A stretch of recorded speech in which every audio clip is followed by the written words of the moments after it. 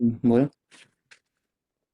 Okay, I was adding up कि labor जो है it comes under the concurrent list, and when we're talking about basic definition of wages, तो wages में we include salary, allowances and any other component which is expressed in monetary terms. But bonuses can be in the form of kind also, मतलब goods and services के form में. So bonuses or traveling allowances, these are not a part of the wages calculation method.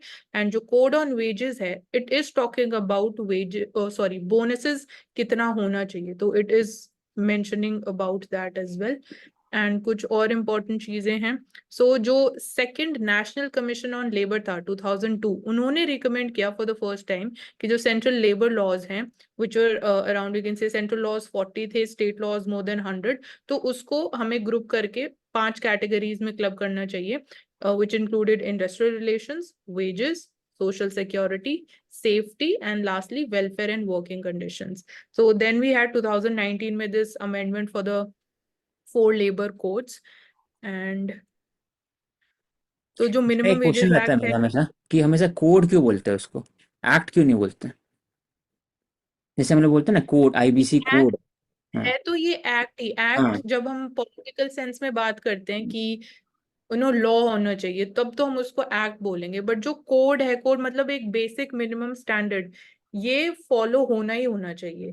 तो ठीक उस है। Case में हम term code use कर लेते हैं. लेकिन एक्ट ही है वो। हाँ, हम्म। एक्ट है, वो तो इम्प्लीमेंट किया तो तभी वो फोर्स में आ सकता है, जब तक कि वो एक्ट नहीं होगा तो वो नहीं हो सकता. या बोल सकते हैं कि अगर वैसे भी कोई कोड है बट वो एक्ट के थ्रू इन्फोर्स नहीं किया गया है, तो वो लीगली इन्फोर्सेबल नहीं होगा. तो act makes it legally enforceable. ठीक है। तो 2 टाइप के कोड्स हम बोल सकते हैं. And next. जो मिनिमम वेजेस हाँ फिक्स की बोलो। जाती है, these are reviewed every 5 years by the government. And central government will take the decisions on wages for employments in mines, railways and oil fields. तो ये कुछ एक्सेप्शन है. ठीक है।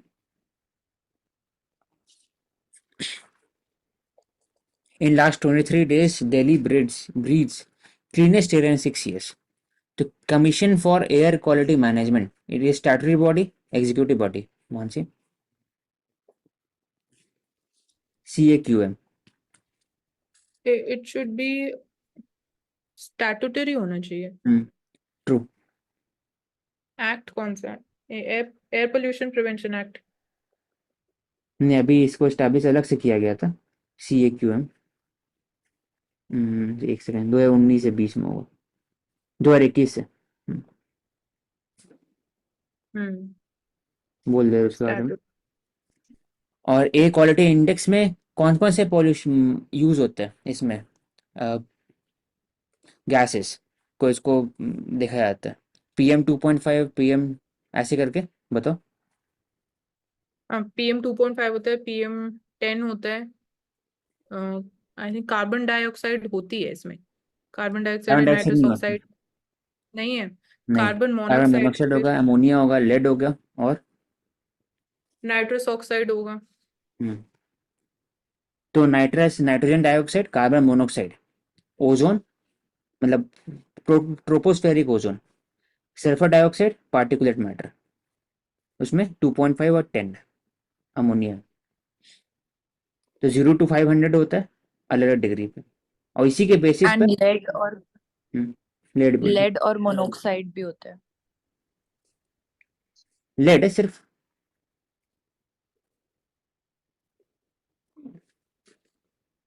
ठीक है। तो ये जो दिख रहा है, इसको कौन से क्लाउड बोलेंगे अगर गेस करना हुआ तो?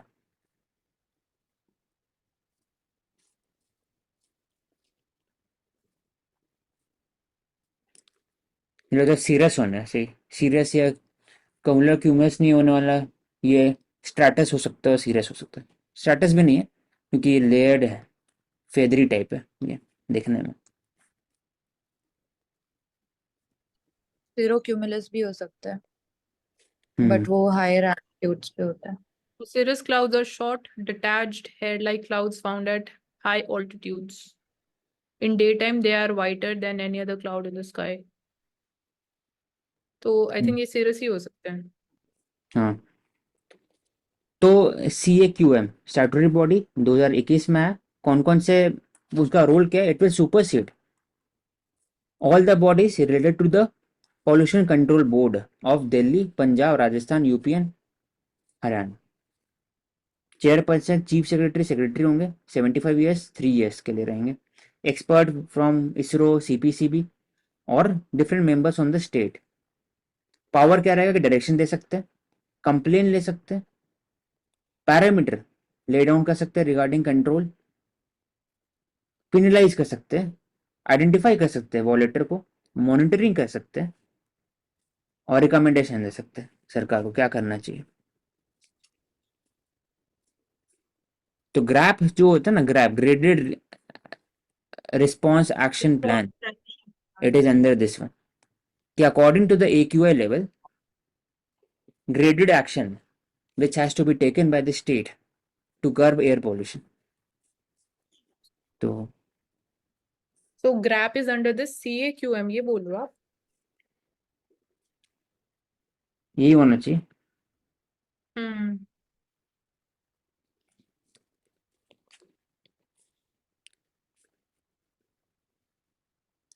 mumps case spike from almost 0 to 5 to 6 a week, low vaccination due to COVID factor। mumps virus से होता है, important, rubella virus. Symptom painful saliva gland, sore throat, fever, headache. तो mumps is under the Indradhanush mission or not? Question I think नहीं है इंद्रधनुष में।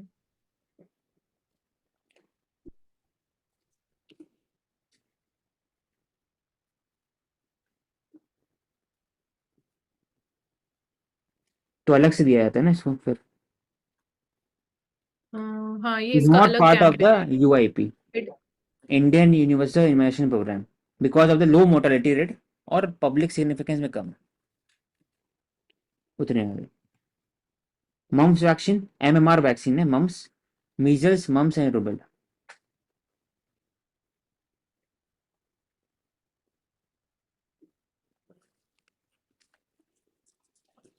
दो vaccine बस important है यहाँ पर।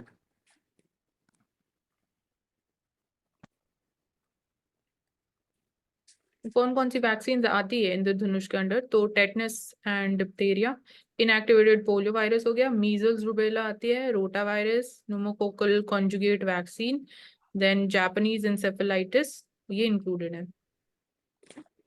All the vaccine that is being provided under the universal immunization program is created to the virus only। अगर बोला जाए तो सिर्फ वायरस के लिए प्रोटेक्शन है जो भी वैक्सीन होता है। हाँ फॉल्स होना चाहिए, फॉल्स होना चाहिए। हाँ, क्योंकि ट्यूबरकुलोसिस भी उसमें, BCG बैक्टीरिया सबके। एस्ट्राजेनेका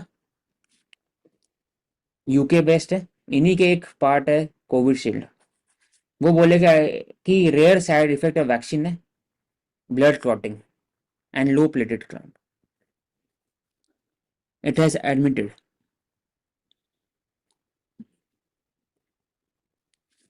तो ये पूछ सकता है कि थ्रोम्बोसिस, थ्रोम्बोसाइटोपेनिया सिंड्रोम। तो ओवरऑल ये वैक्सीन जो है AstraZeneca, it is derive DNA based vaccine है। जो जॉनसन जॉनसन एंड फाइजर है, it is RNA based vaccine. और जो इंडिया का जो कोविड वैक्सीन है भारत बायोटेक के Covaxin, it is live attenuated vaccine है या फिर माइल्ड फॉर्म ऑफ वैक्सीन है जो आप यूज करते हो from the viruses itself.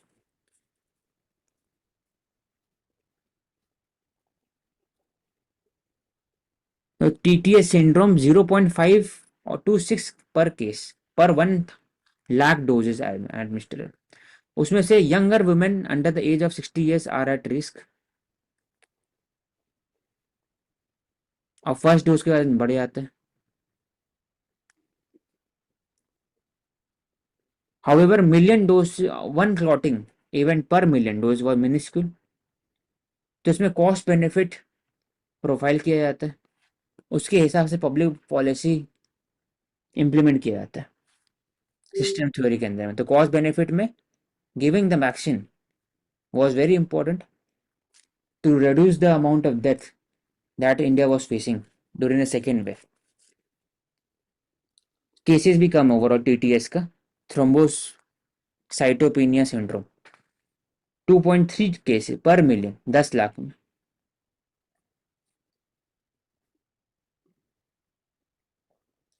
Antibody levels in Indian population are very high at the moment. The virus has been circulating. There is no need for vaccination until someone is extremely immunocompromised.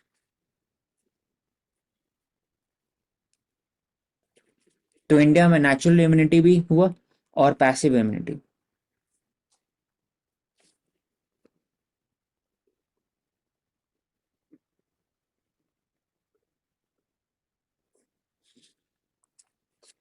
Regarding the foreign student, Indian has now become the largest group. 43 Indian national is enrolled in the colleges and university in Germany. तो ये दिखाता है कि many of the Indian are traveling to the European countries because of the liberal visa policy and also for getting better degree to increase their social and economic ladder in the country. तो इसको कम करने के लिए क्या step ले सकते हैं? तो पहले बात है कि according to the report given by the AISHE, उसमें बोला गया था कि we can promote contract basis of teaching, hiring professor from abroad, या फिर MOU sign between the private university and also the big Ivy League और different university across the world, उसके कारण कर सकते हैं। तीसरे, ऑनलाइन मैकेनिज्म में डिग्री होल्ड कर सकते हैं, जैसे अभी पिछले कुछ सालों में data science degree IIT Madras दे रहे हैं ऑनलाइन बेसिस पर। क्या आपके 2 साल का कोर्स होगा, 6 महीना कोर्स होगा, आप जॉब करते करते डिग्री भी ले लेंगे, आप एग्जाम भी दे देंगे और सर्टिफिकेट मिल जाएगा। तो वैसे कोर्स इंडिया में भी कोलैबोरेट कर सकते हैं फॉरेन यूनिवर्सिटी के साथ। क्योंकि ओवरऑल क्या दिक्कत है कि वहाँ तो लोग चल जाते हैं, लेकिन फिर according to their needs and education क्या जॉब मिलता है? क्योंकि ये तो जर्मनी की बात है, तो जर्मनी नीड्स मोर लेबर, लेकिन कनाडा में there is also crisis of jobs in Canada.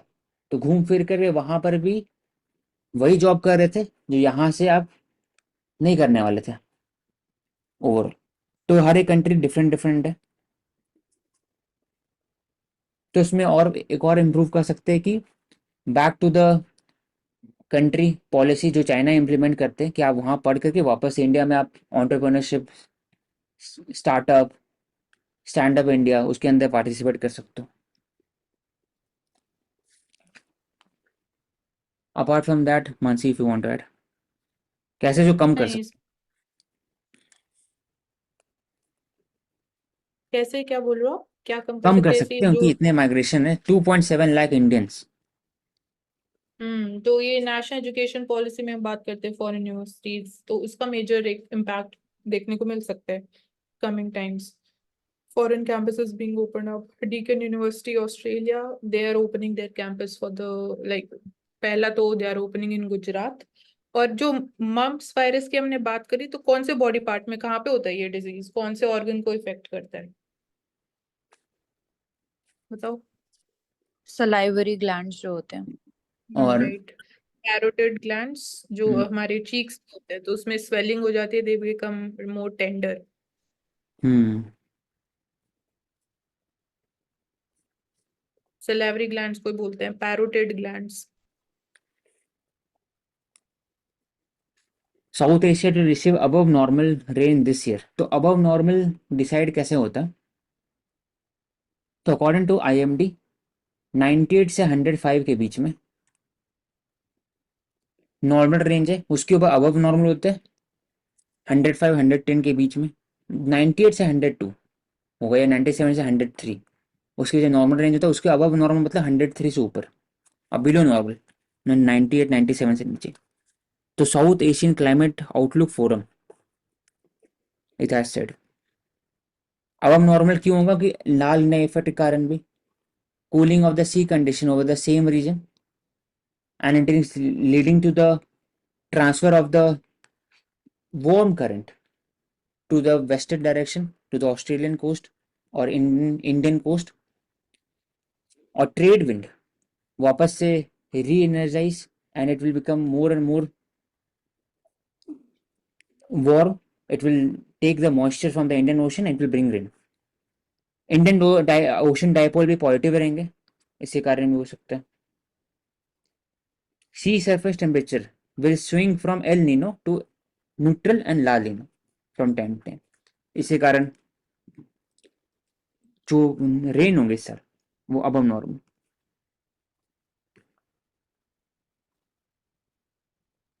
The important institution WMO, फिर Indian institute of tropical metrology जो पुणे में.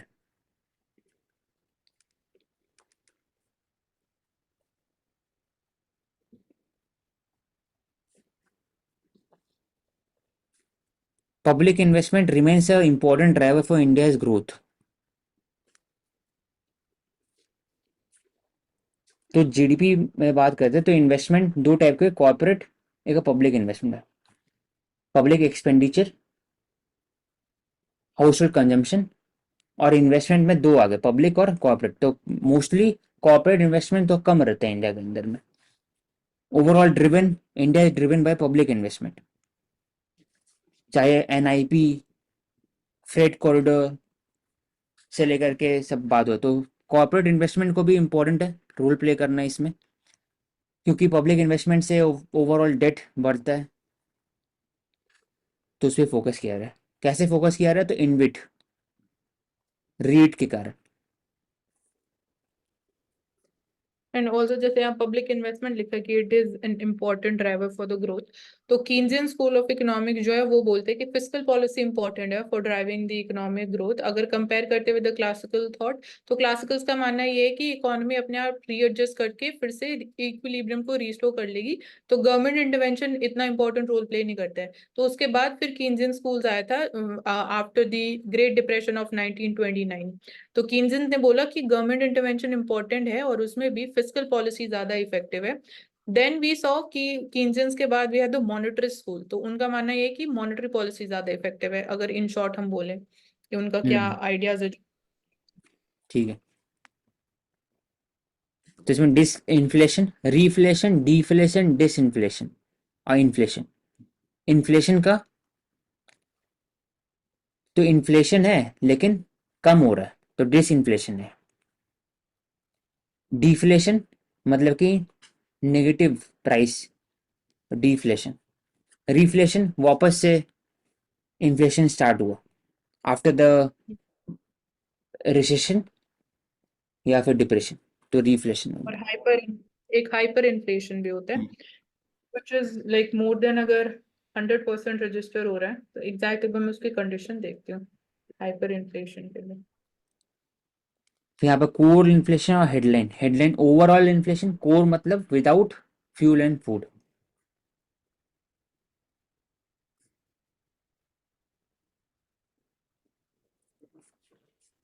So hyperinflation is when the inflation happens at or more than 50% a month. Then we declare it to be hyperinflation.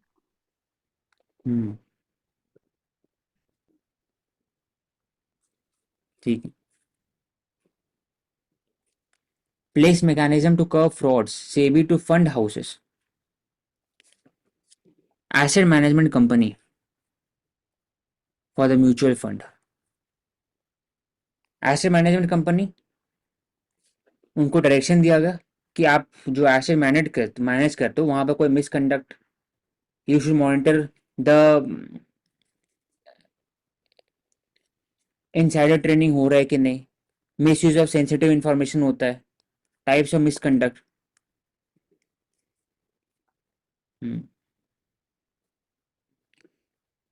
तो asset management company example बताओ मानसी अगर. मतलब asset management companies वो ही हैं जो सारी म्यूचुअल फंड्स को हैंडल करती हैं. तो एसेट्स अंडर मैनेजमेंट जो होते हैं AUM, जो हम वैल्यू ऑफ स्टॉक कैलकुलेट करते हैं थ्रू दीज म्यूचुअल फंड्स, तो वो सारी कंपनीज, उन सबको हम जो एक जनरल टर्म है वो ये बोलते हैं asset management companies. Hmm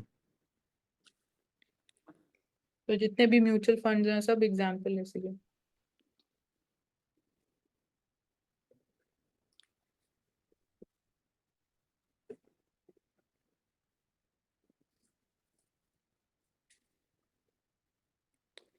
El Nino anticyclone system. While large part of India experienced heat wave in April. तो हीट वेव कंडीशन, और IMD कब हीट वेव डिक्लेयर करता है? 40 degree 37 degree coast, 30 degree hills के लिए।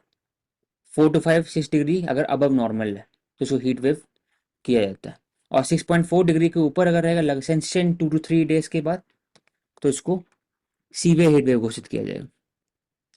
एल नीनो वेदर पैटर्न के कारण abnormal warming of the surface water in the equatorial Pacific region leads to extreme heat reduce, starting में हाँ, extreme heat in many parts of the world and ocean, उसी कारण हो सकता है। persist presence of the anticyclone in the southern peninsula and southeastern coastal is also responsible, क्योंकि anticyclone में overall बारिश नहीं होता है, काम वेदर होता है, हाई प्रेशर सिस्टम होता है, इसलिए it pushes the earth air underneath them towards the earth, that is it, the process is called air diverge होता सब्सिडेंस, और संक होते हैं यार इसका, एंड इसी कारण it generate more heat on the surface closer to the earth. और दूसरे anticyclone wind flows from the land toward the sea rather than sea breeze, तो लैंड ब्रीज होते हैं मोस्टली। तो कैन वी से this is always the case, नहीं जो ऐसे नहीं। लैंड टूवर्ड्स हमेशा नहीं होता ना, मतलब generally this is seen. Hmm extent of heat wave 4 days छोड़ के बाकी जगह पे हीट वेव हुआ था, तमिलनाडु, सिक्किम, बिहार, झारखंड। उनकी ITCZ का भी रोल है इसमें। ITCZ moves upward in the Indian subcontinent region, it is not a straight line but it is a zone of the low pressure region, ITCZ convergence zone है, तो it shifts upward or during the winter it shifts downward below the tropic of Capricorn.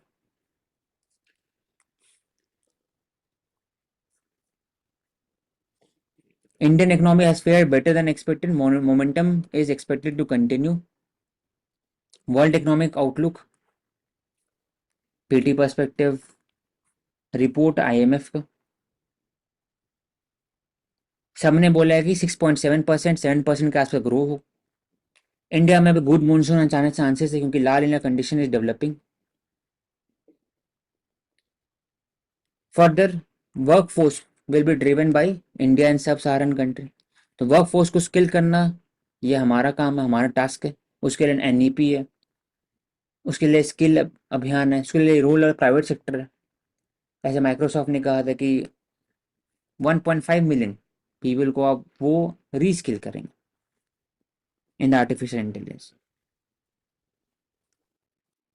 फिर role of the private investment under the PLI scheme, तो fossil fuel और microbes जब बोलते हैं कि methane production सबसे ज़्यादा कहाँ से होता है, तो ऐसे स्टडी में पाया गया कि it is mostly driven by the microbes and not fossil fuel. Global methane pledge in 2021 UN climate talks, countries launched the global methane pledge to cut down gas emission and slow the planet warming.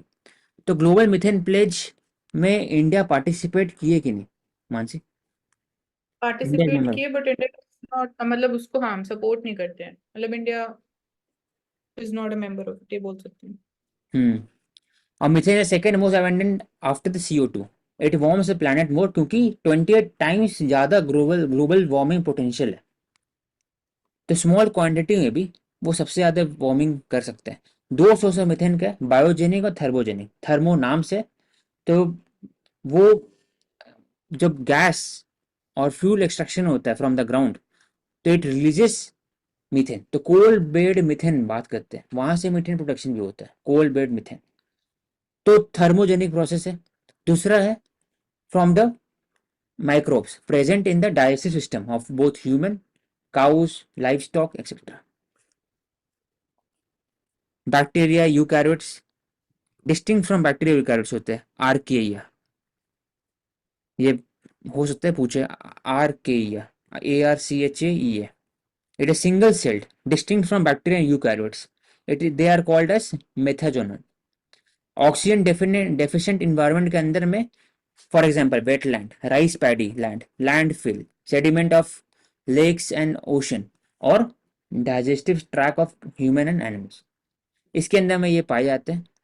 और during digestive process वो release करते हैं methane, वहीं पर कर सकते हैं जहां पर ऑक्सीजन नहीं होगा। तो it converts the organic matter into methane. सब एक्टिविटी में मीथेन होता है, dry dairying, farming, fossil fuel production. तो सुपर कंप्यूटर ने डेटा यू कलेक्ट किया और यूज किया, उसमें पता लगा from the 1980-2020 on the basis of supercomputer, उसे पता लगा कि mostly methane is produced by the microbes and not fossil fuel.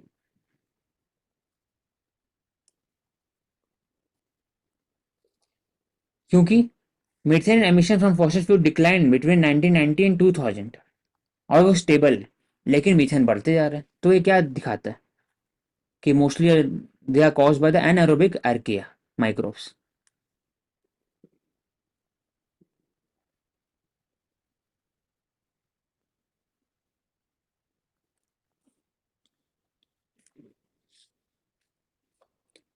Shivering produces heat to keep you warm. Shivering thermogenesis बोलते हैं इसको।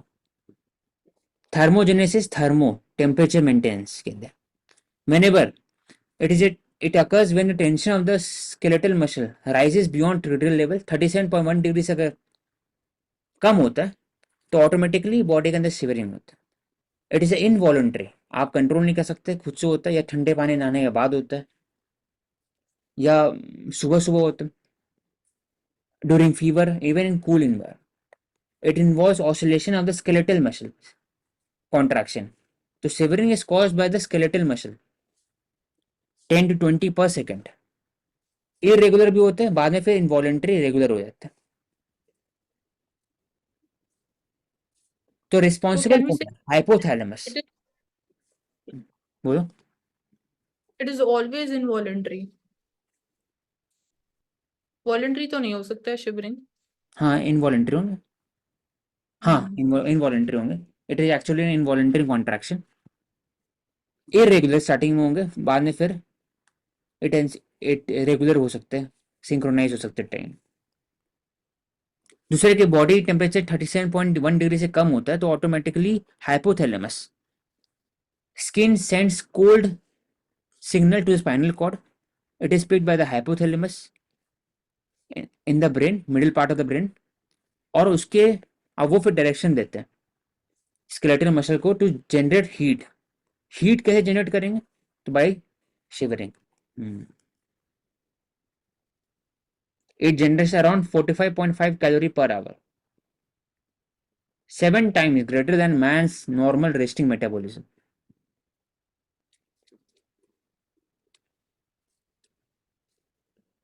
Generally, shivering is only seen in birds and mammals.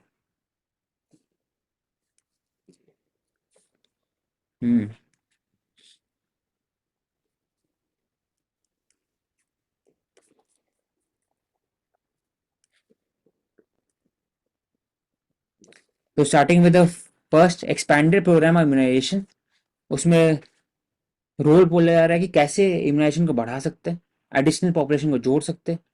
For example HPV vaccine even for the teenage girl, तो specific targeted population को दे सकते हैं vaccination. Role of the artificial intelligence to make new vaccine, anticipation of new vaccine. Role including of the private sector, vaccine hesitancy को कैसे कम कर सकते हैं, to make citizen learn educate themselves for the vaccine, integration of the collaboration between the physical family physician, community medicine expert, private body, NGO, role of the community leader for the vaccine immunization process in India, वो पढ़ सकते हैं। दूसरे R&D focus होना चाहिए evidence basis पर, ऐसे ICMR ने बोला कि कैसे हम लोग कंप्यूटर बेस्ड टेक्नोलॉजी और डेटा ड्रिवन वैक्सीन मेडिसिन बना सकते हैं। और दूसरे की जो वैक्सीन रिसर्च है it is mostly on main, तो जेंडर गैप भी उसको भी डील करना जरूरी है। तो फर्स्ट वैक्सीन कीवर्ड वो हुआ था प्लेग के लिए 1897, was from India. First vaccine ever develop in any part of the world against plague was from India. उसके बाद BCG 1951 में भी इंक्लूड किया, बाकी सब फिर 12 वैक्सीन अभी है इम्यूनाइजेशन प्रोग्राम के अंदर में। India is leader producer leader in the vaccine development. Street vendor act important keyword 2014 में एक्ट आया था। It talks about protection security social security for the street vendor. Scheme है PM Svanidhi, micro credit facility है for the street vendor. उसमें दो, इसमें street vendor act के अंदर में 2 to 3 एरियाज है। पहला कि टाउन वेंडिंग कमेटी, उसमें मेंबर्स होंगे और मेंबर में कम से कम विमेन होनी चाहिए। ग्रीवांस डिस्प्यूट रिजोल्यूशन कर सकते हैं वो आइडेंटिटी कार्ड इशू कर सकते हैं, रेगुलेट कर सकते हैं, प्रोटेक्ट कर सकते हैं, स्पेसिफिक डायरेक्शन दे सकते हैं, वेंडिंग लोकेशन इस्टेब्लिश कर सकते हैं। प्रॉब्लम क्या है कि सोसाइटी लेवल में एक मानसिकता है रिगार्डिंग द क्लासिज्म है सोसाइटी के अंदर, कास्ट से भी जोड़ते हैं। फिर एक होता है कि street vendor mostly are migrant, तो उनको वैसे ट्रीट नहीं किया जाता जैसे अपने हैं, तो वो चैलेंजेस है, परसेप्शन चैलेंज है। सेकेंड है कि इलीगल एंटिटी ऐसे ट्रीट किया जाता है वेंडर्स को। उसके बाद फिर वेंडर के पास कैपिटल कम होता है तो इन्वेस्ट नहीं कर सकता हाइजीन और बाकी जगह में। दूसरा कि गवर्नेंस में अगर बोला जाए तो अर्बन लोकल बॉडीज उनके पास फाइनेंशियल ऑटोनॉमी नहीं है उतना जितना होना चाहिए, उसके कारण डिसेंट्रलाइज प्लेटफॉर्म उतने काम नहीं कर सकते। तो रोल क्या होना चाहिए इसमें कि आप प्राइवेट सेक्टर को इंक्लूड कर रहे हैं, CSR फंडिंग भी इसमें डाल सकते हैं। उसके बाद फिर लाइवलीहुड मिशन अमृत और बाकी नेशनल अर्बन लाइवलीहुड मिशन है, उसमें भी स्ट्रीट वेंडर को हेल्प कर सकते हैं with the rescaling, with the giving of capital, micro financing PM Svanidhi के अंदर, ताकि हाइजीन को इम्प्रूव कर, ब्रांड वैल्यू बढ़ा सकते हैं। कार्ट जो होते हैं उसको अफोर्डेबल लोन में दे सकते हैं, electric cart. Labour statistics important है, 4 कोड की बात की, industrial relation code, code of wages,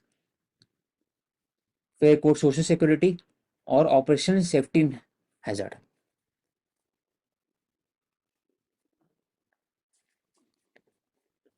फिर redistribution of wealth keyword article 19 1F, article 31, अभी 300A हो चुका राइट टू प्रॉपर्टी।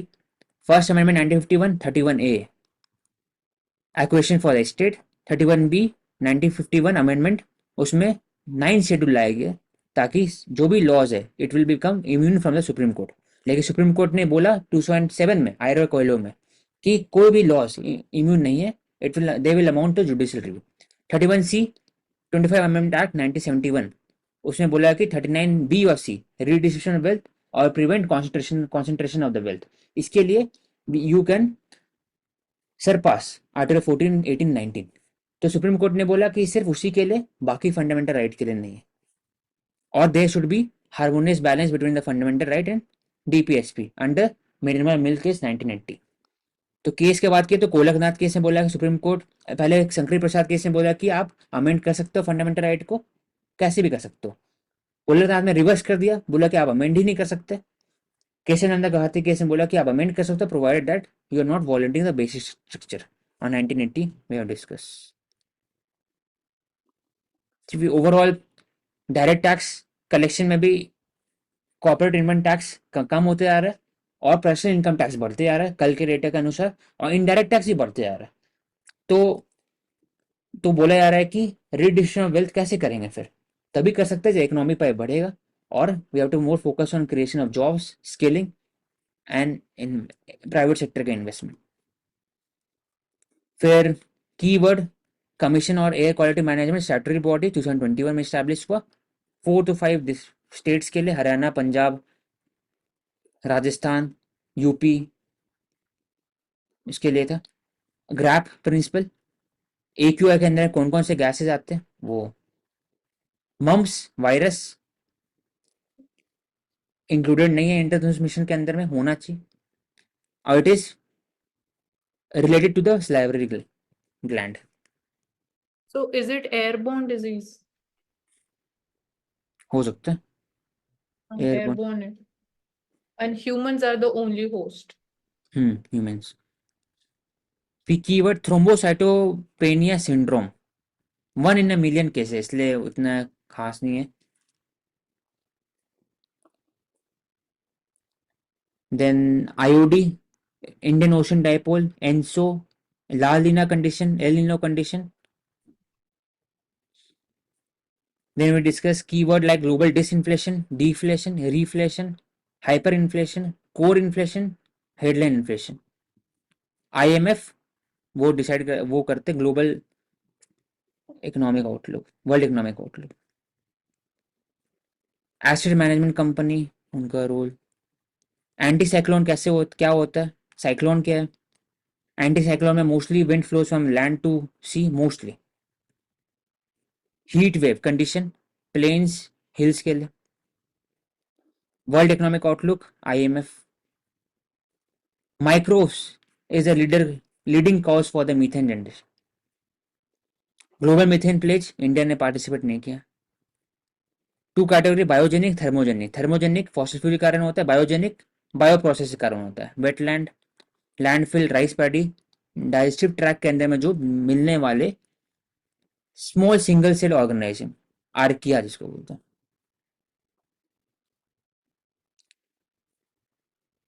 एनएरोबिक के कारण होता है मीथेन प्रोडक्शन।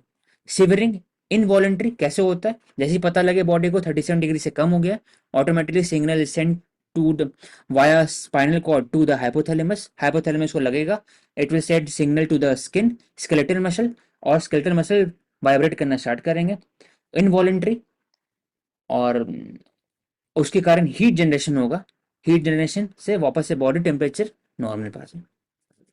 तो Prerna, you can conclude.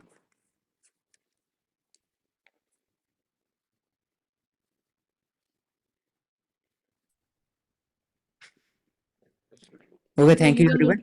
We will take up new sets of important articles tomorrow. Stay tuned to Answer Kar.